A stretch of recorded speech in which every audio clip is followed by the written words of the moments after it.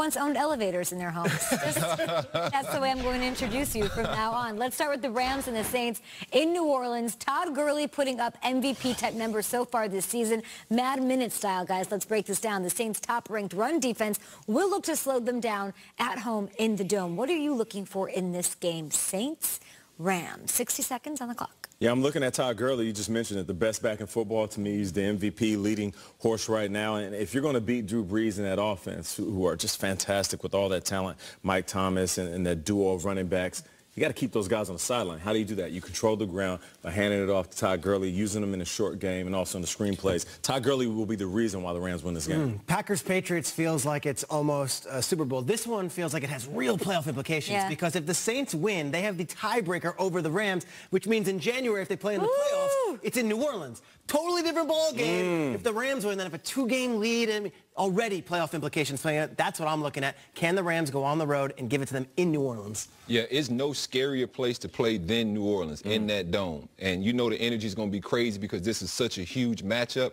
And so for me, I'm just looking to see how this Rams team shows up versus another team that's just as big and bad as them. Because they haven't faced a lot of teams that possess the same firepower that they have. So I'm looking forward to that. This is a true matchup of really good teams. And we're going to see. You ain't lying about that. 1A, 1B. Buccaneers and Panthers. They are in Charlotte. Cam Newton looking to extend Carolina's win streak to 3 games and keep pace in the NFC South title race. What are you looking for in this game, Shrakes? It's funny because we talk about the Saints and their home field advantage. The Panthers have won their last 9 home games. They've got a little thing going on down there in Charlotte. No one's talking about Carolina. They're 5-2. Their offense looks dynamic. You're seeing Curtis Samuel, Christian McCaffrey being used in really exotic ways.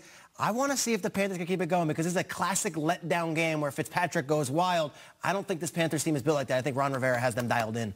I think people are sleeping on Cam Newton and what he's bringing to the table this season. Remember last year, he didn't start the season off because he's banged up, and then he finally caught a rhythm. And you mentioned that home game win streak. Cam Newton is playing probably at an MVP level. You can consider his name. I mean, in the last 6 games, 2+ TD passes, so he's doing it on the ground and in the air.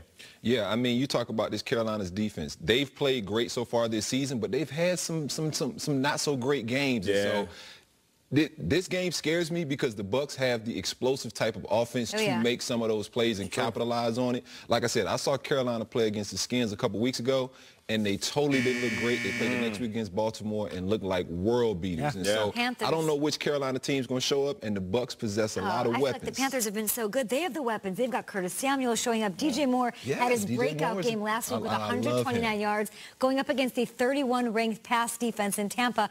I like his chances. Also, black-on-black unis for the Panthers for the first time. But do you believe in which I love.